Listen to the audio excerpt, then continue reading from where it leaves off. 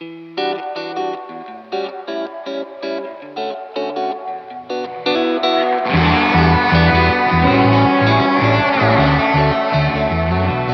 friends.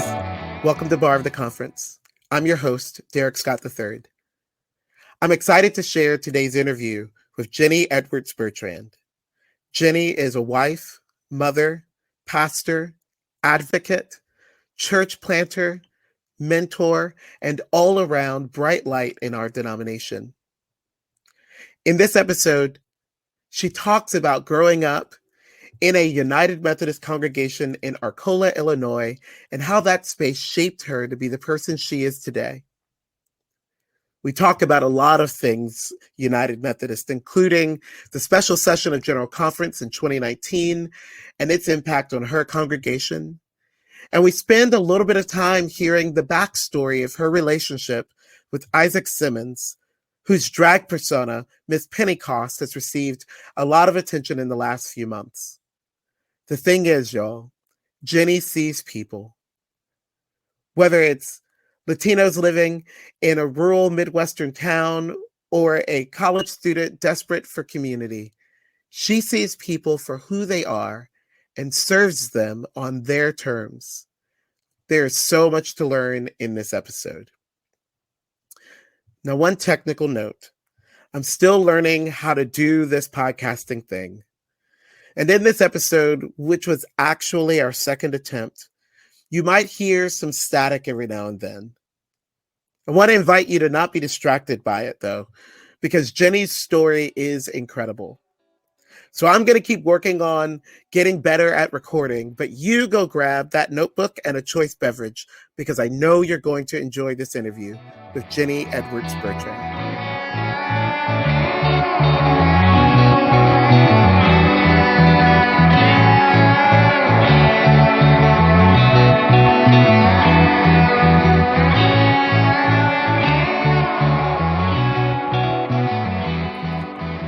Hey, Jennie, how you doing today? I'm great. How are you, Derek? I'm so happy to see you. I'm happy to see you, and we'll just be really open and honest. We've already recorded this one time, and it didn't work out as well on our end, on my end. And so we're trying it again. And that means I get to see you twice in 1 week. Right. And we get to talk about really cool, great things. So I'm really grateful that you were willing to join me on Bar of the Conference. I just remember meeting you. We discovered that it was the October. Oh gosh, I don't even know what year it was now, actually. But it was in New York. We met in New York. It was 2013. Okay. October, we've almost been friends a decade. Gosh, wow. I've always found you to be a person of incredible gifting and a willingness to be in tough spaces, to not, it's almost weird. Like I almost feel like you are like fearless in like really tough spaces, which, outside perspective, no clue what's happening on the inside. But I've always loved that about you, and just the ministry you're doing and the legacy that you are really creating. But what I learned from you when we did this the first time is how much of who you are, at least in my mind, starts with like the people you come from, like your family. So I'd love for you, just as we start out, like, tell us God's prevenient grace that got you into the United Methodist Church, which I think is a story about your family. I think you're really right. And it's only been in recent years that I've pieced together the importance of the story of my family. My grandparents, so they're of that World War II greatest generation era, both grandpa, POW, other grandpa served in the war. They didn't go to church. At that time where we say that, quote unquote, everyone went to church, one set of grandparents dropped kids off at Sunday school other set of grandparents tried to go to church and didn't feel welcomed. They tried United Methodist churches or Methodist Episcopal churches, and they were blue collar workers and just felt like they didn't fit in. It was too elitist and wealthy. And this is a time when those particular congregations would have said, oh, we welcome all. And that was our heyday when our sanctuaries were packed. My grandparents didn't go to church at that time. So I didn't grow up with this, like grandma sending me scriptures or of everyone, quote, everyone of course knew hymns. I grew up with that generation. I probably knew more about scripture because I did go to church. And you want to hear how I ended up in church? Yeah. Let's do it. So my parents were, they lived in one community. They were renting a house. The house sold and they had to find a house immediately. There was a small town about 20 miles north of them that had a house for sale with immediate occupancy. That was 1973. They still live in that starter ranch home. It went from being starter to like empty nest home. Wow. Yeah. It's a little tiny ranch house, and that's where I was raised. My parents, as young adults in this community in their young 20s, 2 kids, my dad met the Methodist pastor and he invited them to church. An invitation. My parents joined the church, and my dad, my 1-year-old sister, and me as a 3-year-old were baptized on the same day. Wow. So over the years of growing up, and we went every Sunday then, I was involved. I grew up churched. I was involved in all the things, but I would hear my parents reflect on things that happened in worship that they had to learn, like, what's this crazy, it felt, if you didn't grow up singing a doxology or Gloria Patri or saying the Lord's Prayer, all of that's new. And it's not that they didn't like it. They learned it, but it wasn't a given that, oh, this all makes sense. And it's, of course, what we do. So I just heard those questions growing up, and the church structure was so confusing to them. The committees and all of that was so confusing to them, but it wasn't long before they were both in all of those committees and doing all the things that I just learned about church through the eyes of people new to church. Yeah. And I recall you even telling me about a set of grandparents who they didn't feel welcome in church spaces. Yes, they did not. My grandpa was, well, I don't know what he did before, but he worked all blue collar jobs. And by the time I was alive, he was he was, what do you call it? Spraying for bugs. What do you call those people? Pest control? Pest control, that's it. Yeah. For the university, but in the 70s and 80s, which I'm guessing there was less control over what was in those chemicals. And surprise, surprise, he died of cancer when I was thank you. He's a great guy. He died of cancer when I was a teenager, and he, even to the very end, he would have described himself as spiritual, but not religious. Before that term was a thing everybody. Yeah. And he wrote letters to people in his last year of life, but he never went to church. His wife, my grandma, was then a widow in her early 60s, and he was the love of her life. She never remarried. She missed him till the end. She lived another 30 some years. And in her 80s, she was invited to a Methodist church. She came to faith, if you will, though I don't know if she would say it quite that way, but she came to faith in her 80s. And she became one of like the old ladies in the church that stuffed the bulletin and did all of that. And maybe from the outside, you would have thought, oh, she's been here her whole life. But she was an unchurched, new to church in her 80s. And I still love the pastor who invited her. Wow. Yeah. You were telling me about some of the formative experiences that you had as a little girl in your local church. What city or town in Illinois was it? It is called Arcola, Illinois. Amazing Arcola. I don't think I said it before. I would have gone on a whole conversation about that. One thing I can say, so it's a town of 2,700, but I didn't tell you this before, Derek, but in the neighborhood that I grew up in, all tiny ranch homes, it was it was about 50-50 then, and now it's almost all Hispanic immigrants.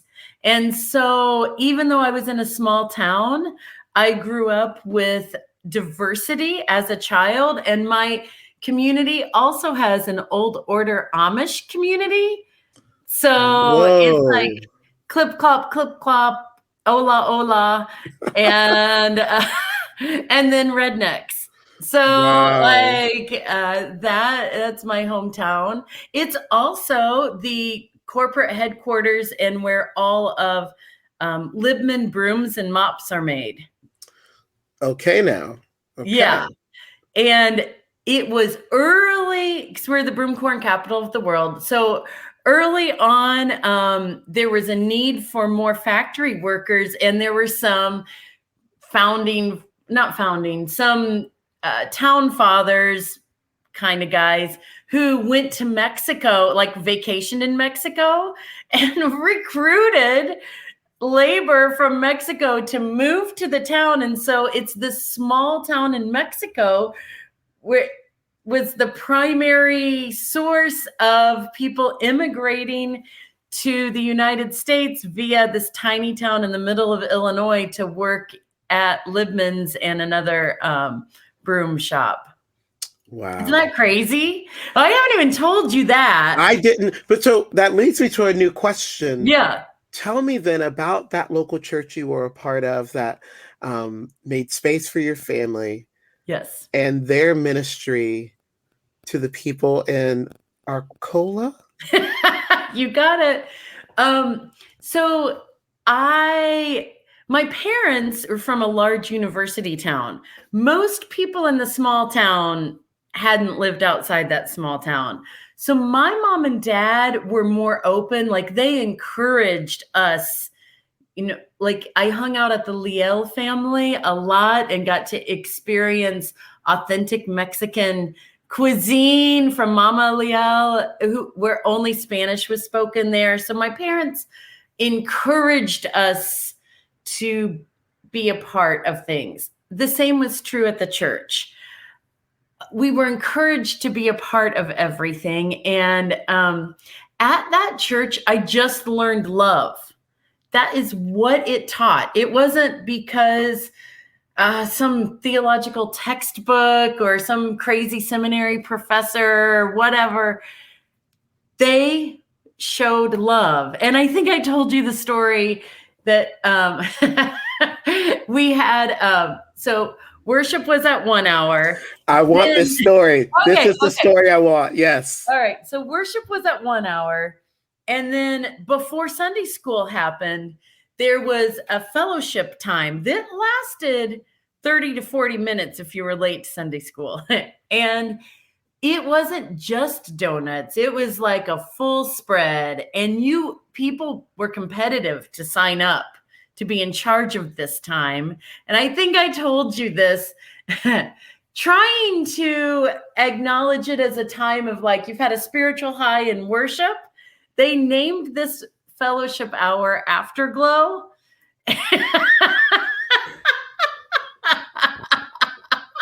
Let's keep moving. Yeah, just keep moving. It wasn't until the Gen X pastor got there and he was like, let's rename this. Thank Why? God. I just think it's time for a refresh. So in this fellowship hour on the third Sundays, the United Methodist men were in charge of the food. They would drive to a neighboring town that had an incredible donut shop. And one of the men, Harry Keel, learned that I loved cream-filled donuts. And they, of course, didn't buy a lot of cream-filled donuts. It was the basic donuts. But he would get one for me. And he would tap me on the shoulder when I was a little kid and take me into that United Methodist Church kitchen and give that to me. And I have a feeling, I felt special, but I have a feeling that probably happened to lots of people. And there was just a way of making people feel welcomed and included in a radical hospitality kind of way. Mm. And one of the things that I've observed about you, Jennie, is I often feel like you are the lone progressive in conservative spaces.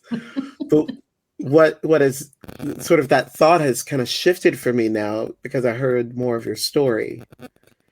And it seems to me that it isn't, and this might even be a good apology right here. You are who you are, not because you are a progressive Christian, progressive United Methodist pastor. You are who you are because of what your local church taught you about what it means to be the church. Yeah. In a small town in the middle of rural Illinois, surrounded by Amish farms. I worked at a restaurant called the Dutch Kitchen where we served Amish style cooking. That's my roots. I detasseled corn and walked beans as a kid. I don't even know what that means.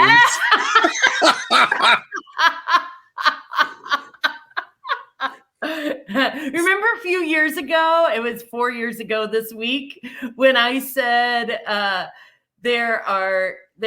turns out there are gay kids in the cornfields too, and that was misperceived that I was saying something. I meant, no, literally, we're surrounded by cornfields, and there are LGBTQ people in rural America as well. Yeah. That's what I meant. I love it. I forgot that everyone doesn't look out their bedroom window and see cornfields. Yeah. So I don't hear. I'm in Bloomington, Illinois now. I don't hear, but definitely do in my home. In Arcola, for sure. Yeah. So let's move a little further along this journey because little Jennie is in this United Methodist congregation that is just loving people and receiving people and holding space for them. And it's not enough that you're a part of this congregation. You get your call to ministry. Tell us a little bit about how you were called into ministry.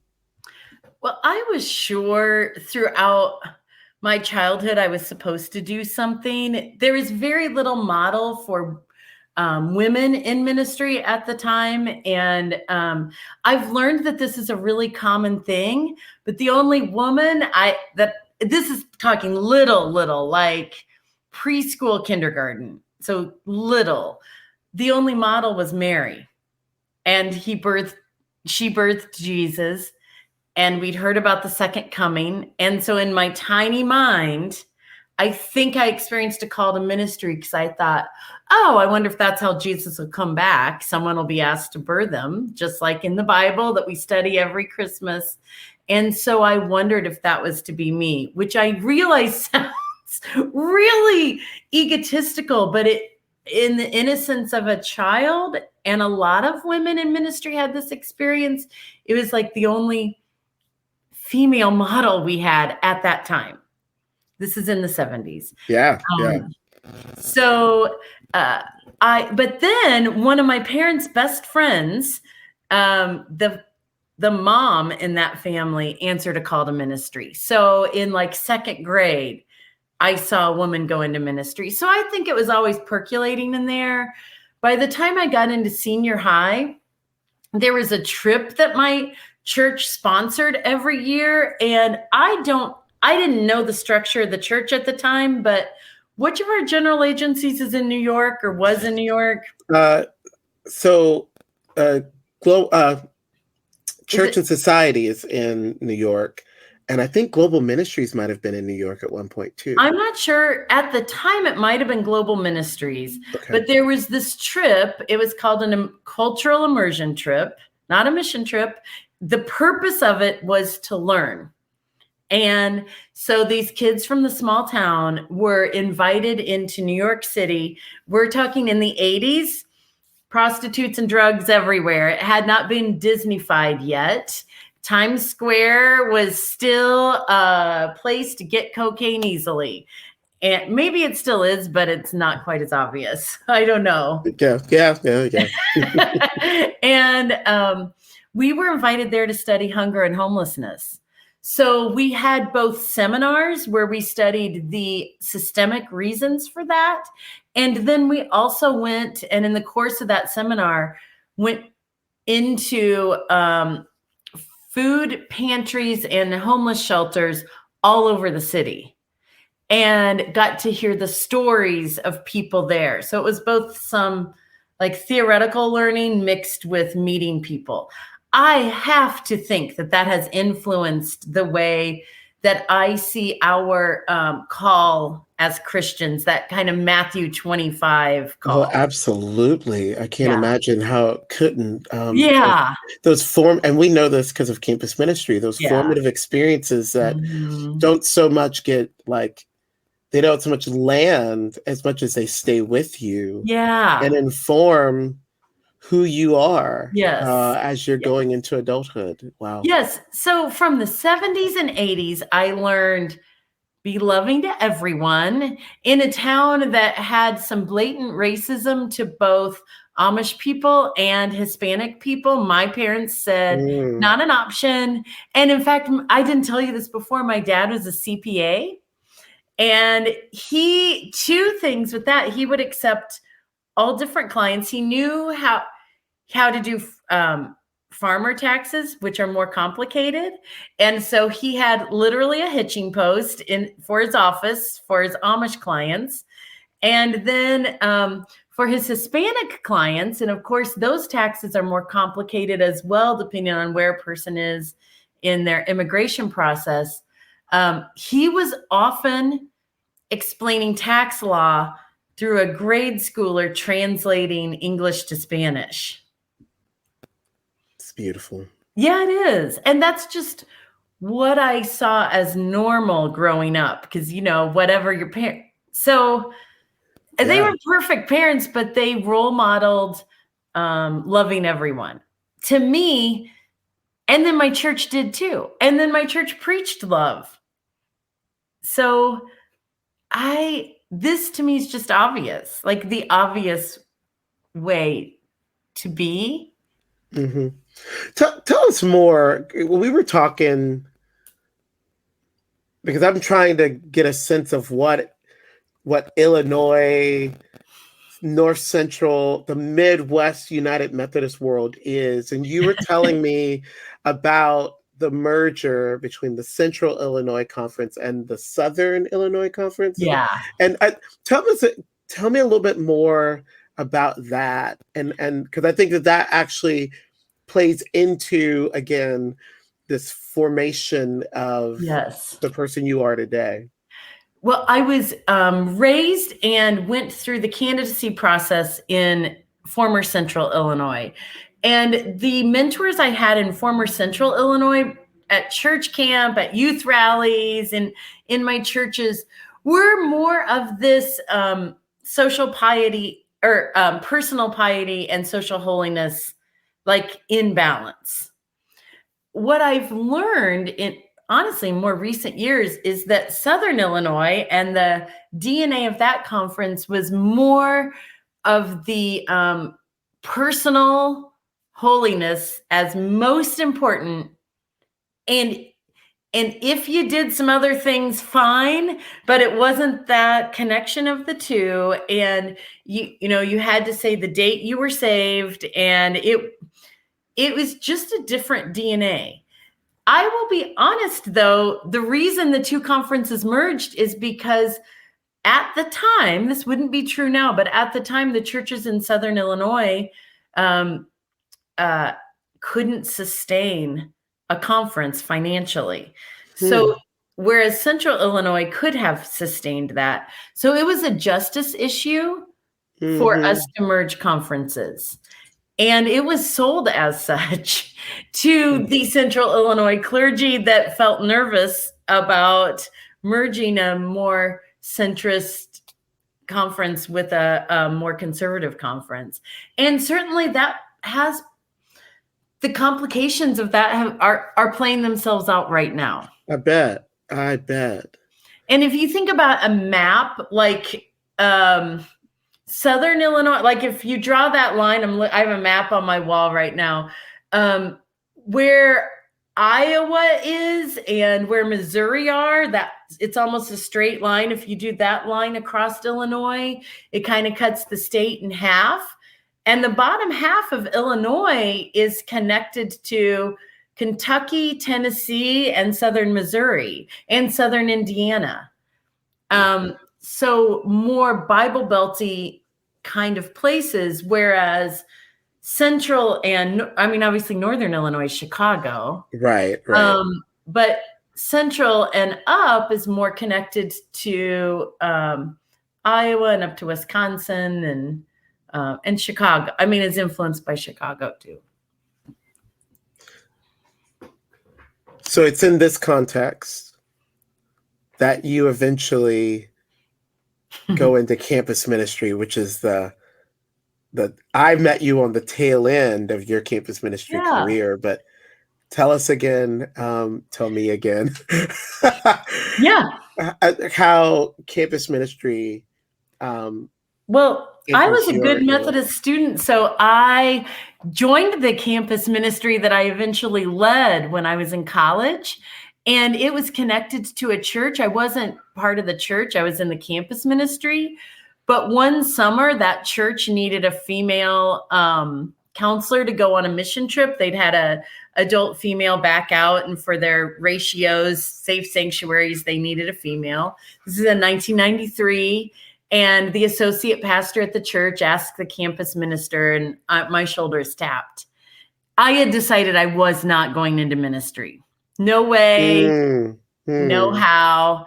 I go on this trip, and in the middle of the trip, they wait till I love all these students.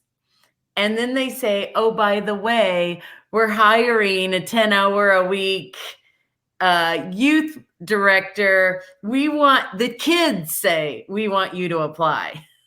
That's just mean, Derek. After I already loved them.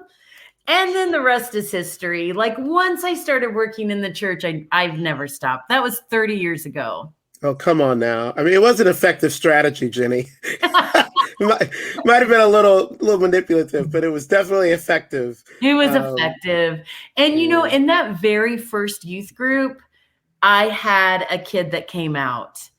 And that's in 1993. And again, my naivete, I assume, I really thought that in 1996, the General Conference was going to make it such that all people were included in the Methodist Church. To me, this just seemed obvious. I didn't have to slowly go through a journey of knowing whether or not I should accept queer people into ministry spaces. It was there from the very beginning, coupled with this belief that we're called to love, and that's just what it was. And you took that into the campus ministry that you would lead. I was appointed to a church that grew from the youth ministry I led grew, and then the church I was appointed to as an associate pastor grew from 250 in worship to 800 in worship, and they grew beyond that. The campus ministry, I think I told you when I knew it was time to move on from being an associate. And Derek, I was so set up to climb the ladder. I would be making so much more money if I would have done that. Oh, the call of God on our lives at the intersection of the appointive process.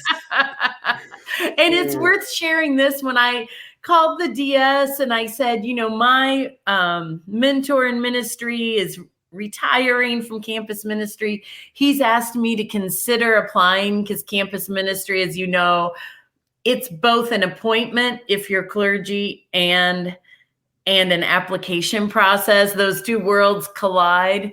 And I called the DS and he said, I do not think you're supposed to do campus ministry, but let's pray about it. Can you believe that? A DS said.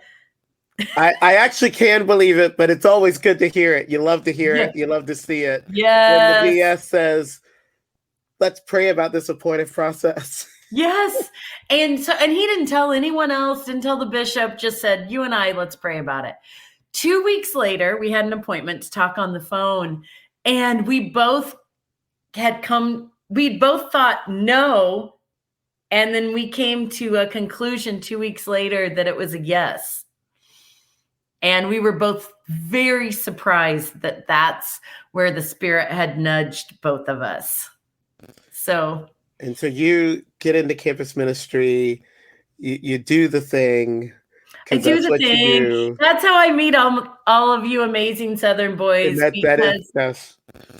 I didn't know how to do the thing. I didn't. This campus ministry, like most mainline campus ministries, had dwindled down to a few students and who were amazing students. But I started. There were eight students and $44 in the checkbook. And I thought, I don't know how to do this. And someone said, call Bob Beckwith. And I was like, okay. So I call him. He, for those of you that don't know, he leads the largest United Methodist campus ministry, and he's been very effective at that. He's been there for decades. I didn't know that I was supposed to be intimidated to call him. I just call him and say, we need to talk. I need to know how to do this thing. We find out that his grandmother, which was his parents, were also unchurched. And he came into faith in college, but his grandmother was or is it his great grandmother? I think grandmother was actively involved in a small town Methodist church. It was the Arcola United Methodist Church, my hometown church. Arcola, man. And so I sent my dad to go. I said, hey, go into our little library and see if there's any indication of this woman. And my dad found a picture of her with the golden shovel digging the first, doing the first shovel for the new foundation for what became the education wing, where I learned scripture. And it was Bob's grandmother. United Methodism is 2 degrees of separation. That's right. Every day. Our young adults think that we're magical because they're like, Jennie, I just met this person. I knew you. Like, yeah, they think I'm famous. It's like, no, it's just Methodist. It's just Methodism. It's the same. And it was great to meet you in the context of campus ministry. But you did the thing, and you get tapped to plant a church. I did. Because you did the thing. I know. So we grow the campus ministry. By the time I leave, we have fundraised. We're fundraising a chunk of change every year, and we have a pretty, fill the sanctuary kind of situation. And so, and many people went into ministry during that time. Very few stayed in my conference. That's part of being a progressive and a conservative conference. They're all over the country. I've recruited 24 young adults who are now not serving in my conference. But wow, yeah. For the kingdom, right? So I'm asked to start a church from scratch. And I talked to the bishop at the time. It was Bishop Gregory Palmer. And I just say, hey, the only way I can start a church is if from the beginning in our DNA, we're LGBTQ inclusive. And we want to be open to who else God is calling us, who else is being marginalized and not included, but just from day zero, this will be our launch team. And he sort of said that he'd expect nothing less of me. My current bishop, Bishop Frank Beard, receives a lot of complaints about me because out of my congregation came Isaac Simmons or Miss Pennycost. And we're going to talk about that. Okay. So there are regular complaints against me, and Bishop Beard is more theologically conservative, but what he says to the people complaining about me, because now I have a decent sized church that's about 60% queer, and he's like, what'd you guys expect? Like, the conference voted for her to do a church plant. Did you expect her to fail? Like, what'd you think was going to happen, friends? My goodness. That's where we are. Let's take a quick break.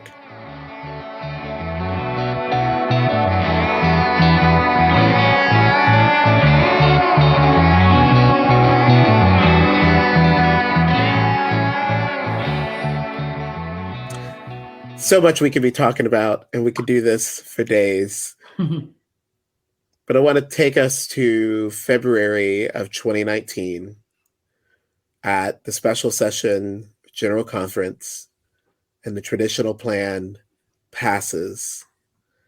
And I'd love to know what the response was, particularly at Hope Church, which you planted,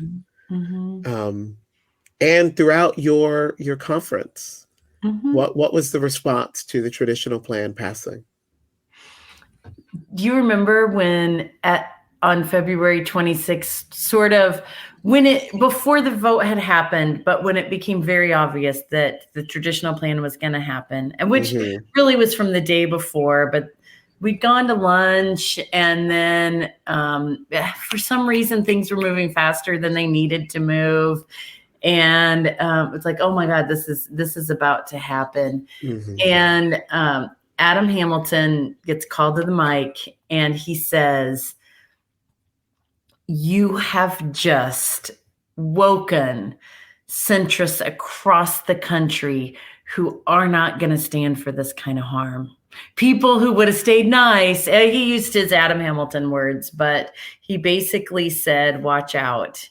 And Derek, I didn't tell you this last time, but I remember to get to my car, I had to kind of leave the convention center, and I was walking past a room in a hotel right across the street. And there were a group of traditionalists in there, several of whom I recognized, high-fiving and cheering. Like, I'm sure they didn't have any beer to clink their glasses, but if they would have. And it was just so, it was so upsetting. And I got into the car. I only live 2 hours from St. Louis, get in the car with two of my people. They were both in seminary at the time. So they were at General Conference getting seminary credit. And we're all south in the mouth, like silent and sad.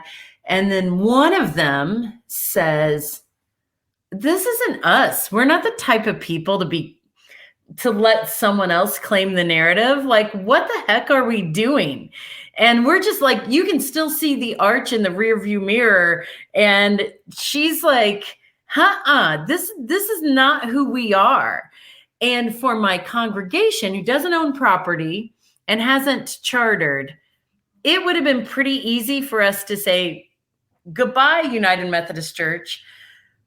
And I was wondering, and then what would I do? And all those questions. So she says, what if we consider controlling the narrative? She's like, Jennie, I've heard you say that 100 times. So I call my spouse, who's a writer, and I say, can you put together a press release for us from our perspective Before midnight that night, we get it out to the local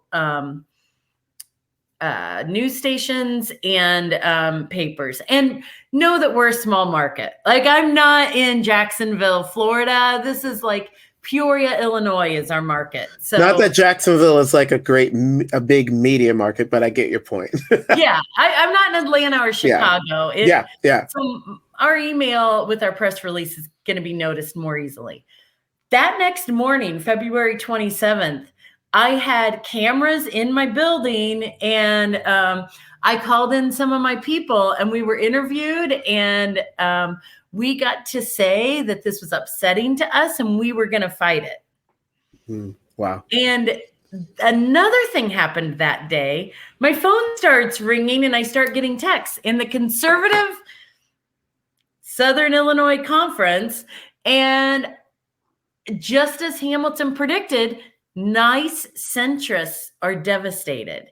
And by Friday, March 1st, 4 years ago today, my little queer congregation that rents space in an old bank building had our sanctuary turned into a conference room, and 50 people were there. My gosh.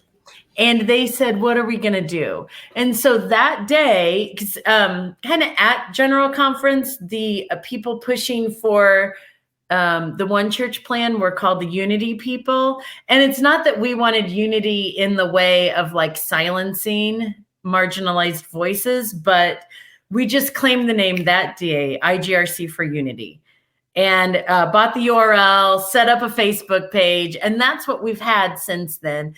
Had we breathed a half a second, it probably would have been IGRC next, or we would have claimed that. But that's basically what we are. And just like conferences all over the country, we had 10 weeks between March 1st and when our annual conference was, and we flipped the delegation.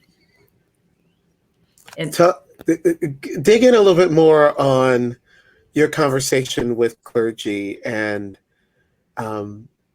because Jennie becomes the lone progressive in these, and obviously these are not individuals who are supportive of the traditional plan, but they're not necessarily like rainbow flag waving. Right. They're not.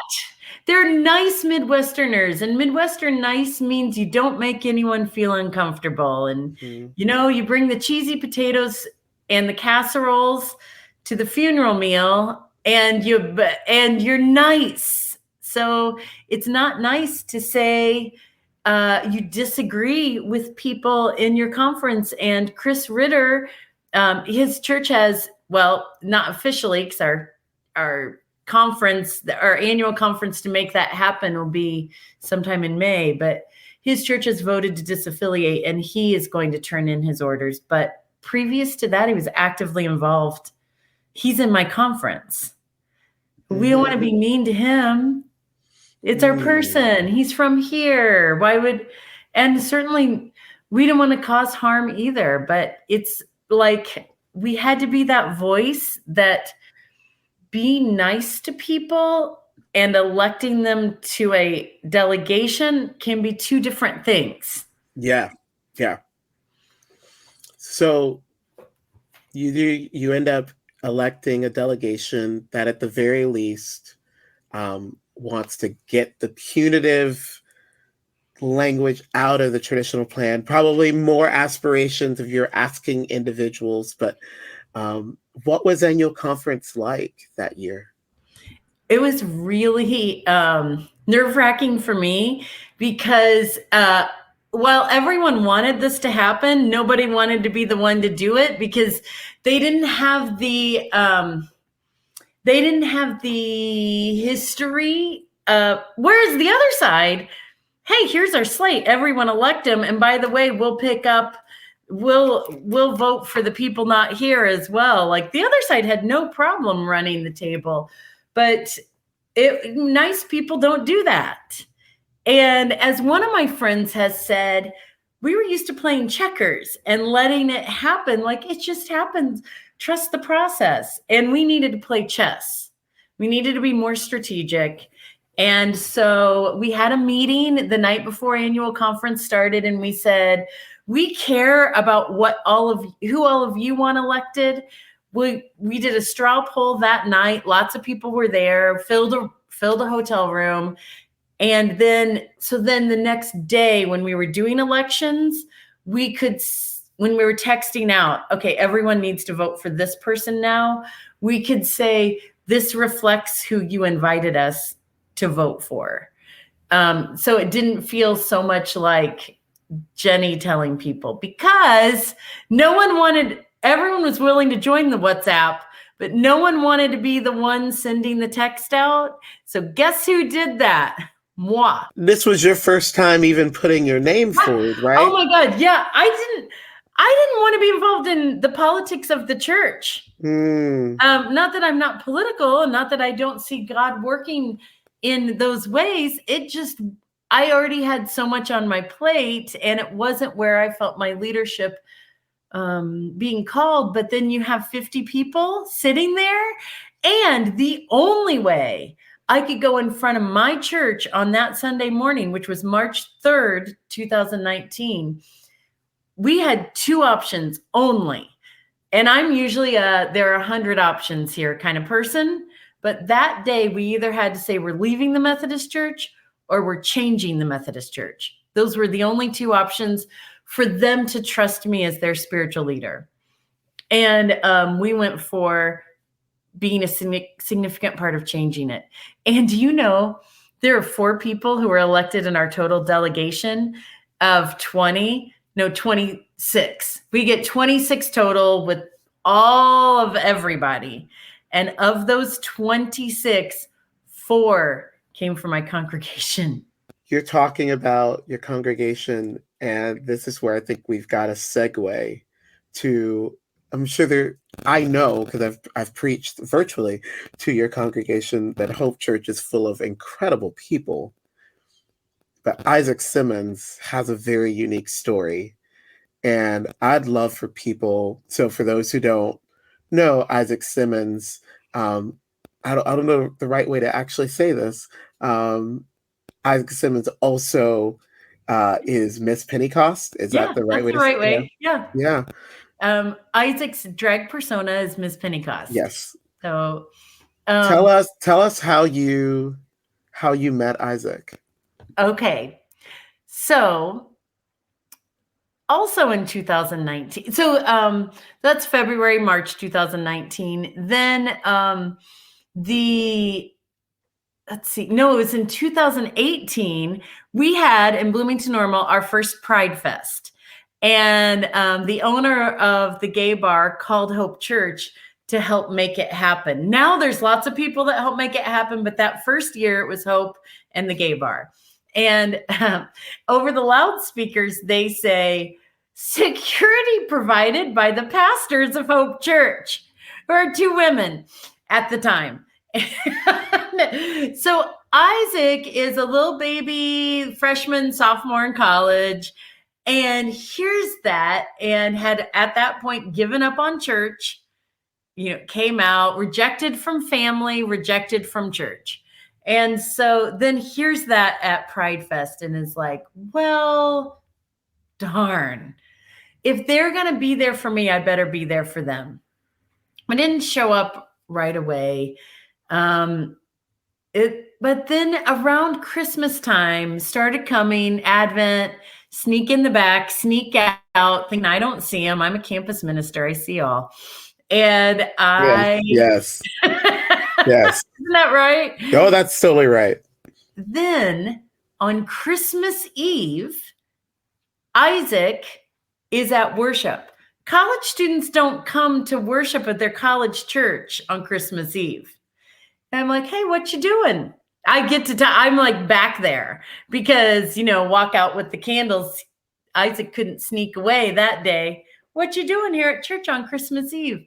Oh, it's just, I just thought it would be special to come. Lie. Okay.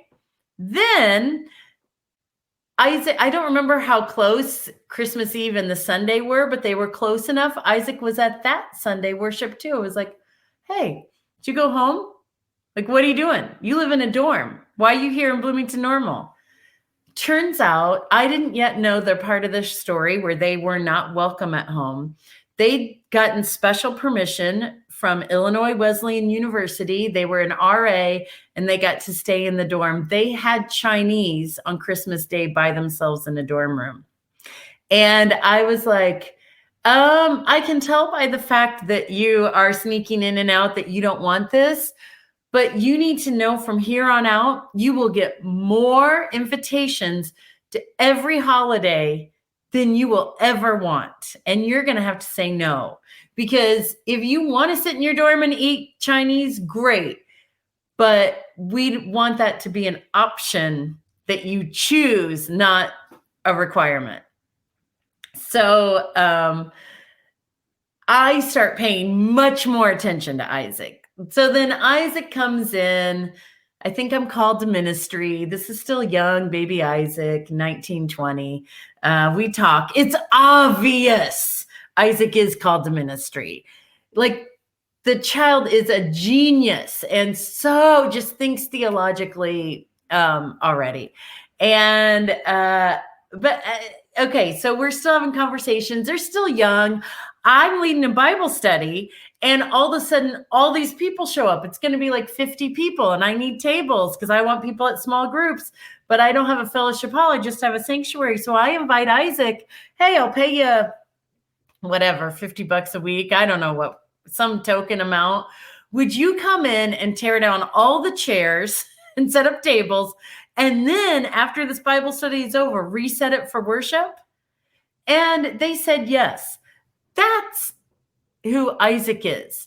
Someone who will come in and tear down all the chairs and set them all up without getting any glory or fame or anything for that. And that's what people don't know about Isaac. And after Isaac did that, they would just see things that were needed in the church and just do them without being asked. On Sunday mornings. You know those people, don't you? Oh, I know those people. I'm grateful for them. Just natural servant leaders. Yeah. And that's Isaac. You have been journeying with them for years. Derek, Isaac is independent and strong and doesn't need anyone. And also, my mama bear, you know, like I am Isaac's friend and hope to be colleague. So I'm not saying Isaac asked me to be a mama bear or needs me there, but Isaac had told me when they were in a philosophy class that they'd read about this French philosopher who was studying the impact of drag artistry in the 17th century to bring about, I believe, the French Revolution. So like some really, I don't even remember the names because Isaac is so smart and was making all these connections. And I was like, oh my gosh, did you know that sitting right over there is Sharon Cherylike? Because I already had several drag artists that came to Hope. And Isaac is like, no way, and starts fangirling because Sharon is not only the matriarch of the drag community in Bloomington Normal, Sharon owns a company called Boobs for Queens, which is just the prosthetics. You know, it's like you pull back the curtain and none of that body shape is real. It's all plastic.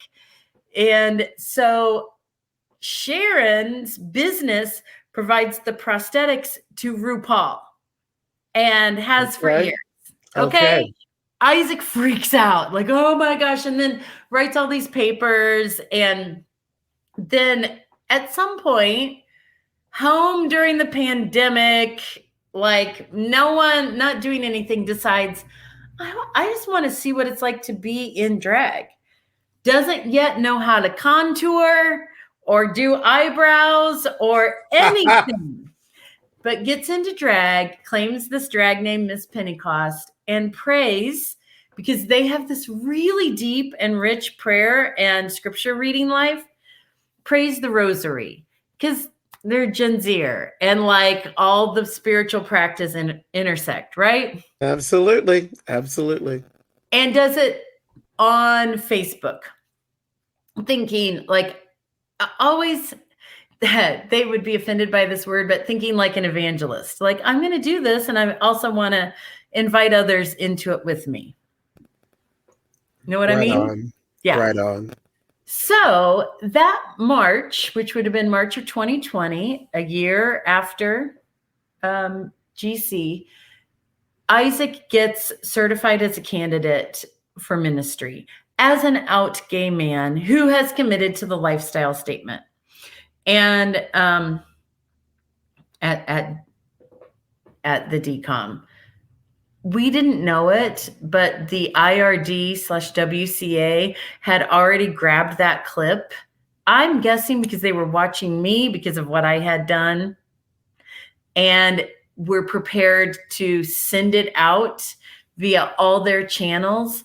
So this college student, all of a sudden, inbox is filled, and then my inbox is filled, and it's all this hate, and we look at our website, and you know how you can follow the analytics, and it's like this, and then there's this huge spike, and then our bishop starts being called, and our boom starts being called, and DCOM is asked to change their perspective and meet again and not certify Isaac. And our DCOM is furious that they're being asked to do this. And they decide and have continued to decide to be on the side of justice and what's right, because Isaac is called by God to ministry, and we cannot stop what the Holy Spirit is doing, right? And I told you this before. I'm called, and Isaac is called, and we're asked to be silent. And we're told it from the perspective of, if you say anything, you just give the WCA and the IRD more fodder. But like, what's it feel like to be a marginalized person and asked to be silenced, Derek? I mean, it's something that we get used to.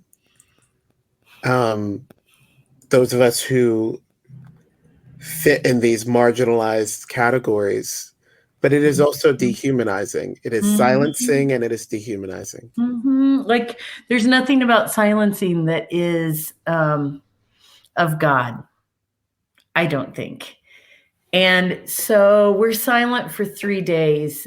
Oh, by the way, we're hosting in our church with no fellowship hall remote learning for junior high and high school kids who have IEPs and are having to do their homework often, or schooling, often from single parent families, and the parents working at home alone, and they're failing. So we get a grant and open a remote learning center in our church. And that's what Isaac is doing day in and day out, is helping to feed and school these students. Again, servant leader.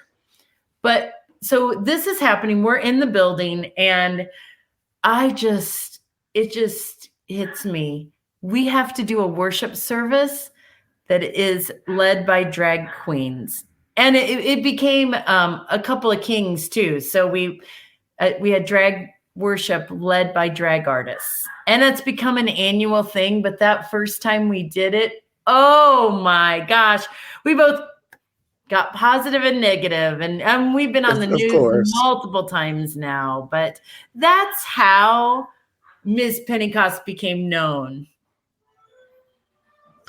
You know, Jennie, one of the things that I've appreciated in hearing your story, it's just the way that you see people. And I just reflect on, Discipleship Ministries had a campaign that Junius Dotson pushed called See All the People. And I appreciated the heart behind that. I had a Zoom meeting with Junius to talk about how young people might engage it. And yeah, I miss Junius. I miss Junius, and I hope that he is looking down on us, but also talking to Jesus about our church Yeah. and asking Jesus to do some things. Mhm. But I'm thinking about the stories that you told me in these two interviews.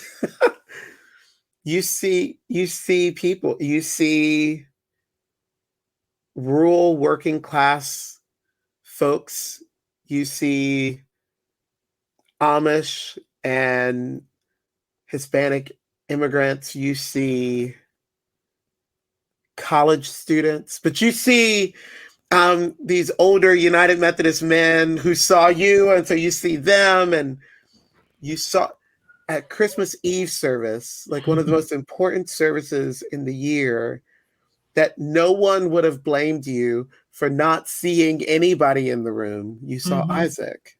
Mhm. And I don't just celebrate that, Jennie. I admire that. I want to lift that up because, again, no theological book taught you that. You were raised in that. And the power of being raised to see people as beloved children of God, beloved people of God, and to let them be on their journey, but to see them. Oh my gosh, what a gift. So let me ask you this as we're bringing this interview that we literally could do, you and I could do this. But the parts that would get edited out, y'all, that's it. Derek, I think we have done this. Oh, yes, we have to. What is your hope as we're getting ready for General Conference, in 2024, continued disaffiliations. Our church is going to reorganize, and all of that stuff is real, but there are people who need to be seen, and people who need to be loved, and people who need to be encouraged in their call and not silenced. What's your hope for the United Methodist Church? Well, I just came from Covenant Keepers in my conference. It is infuriating that at age 50, I'm one of the youngest people there. Covenant Keepers, for those listening, is a required annual retreat for all of the clergy. And that's so disheartening to me, especially knowing all the young adults that I have mentored into ministry. And they are serving maybe, I don't think I have anyone in Florida, but I have people all over the country doing amazing work. My conference is going to have to get more serious about seeing young adults. And then we're also, as a larger United Methodist Church, it's the implosion, as it sometimes gets called from the outside, is our opportunity to do this in a different way. And that's exciting to me. I mean, I'm a campus minister and a church planter, so change and messing it all up and doing it in a new way, I thrive in that. I realize not everyone does. That's not good news for everyone, but it's good news to some of us, and that's good. That's good. I don't want anyone to have to live a closeted life in order to be loved by their church. Like, that's just ridiculous. And if we can just get on the other side of that, where else is God calling us to be loving and inclusive? Like queer inclusion, that just seems like such an easy and obvious step. And we'll have so many people to serve in ministry once we say, doors are open. Yeah. Those of you who the Holy Spirit is invited, that's still key. Those who are called and then equipped or open to God equipping them. But once we can affirm the Holy Spirit working in all people, there's so much work to be done in the world. Right. Jennie, you are an inspiration. You're going to continue to see people, and that's going to catalyze. It already has. I mean, clearly, like that's its own podcast episode. But I just want to thank you for being you. I want to thank you for seeing all the people. And I'm so grateful to call you friend. I feel lucky to have you in my life. Same. So same. Thanks, Jennie. Yep.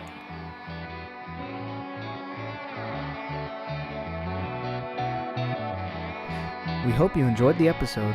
Bar of the Conference is produced by the team at Wesley's Revival, a ministry of Studio Wesley. Subscribe to this show on Apple, Spotify, Amazon, or Google platforms so you don't miss a single episode. Thanks for joining us, and see you next time.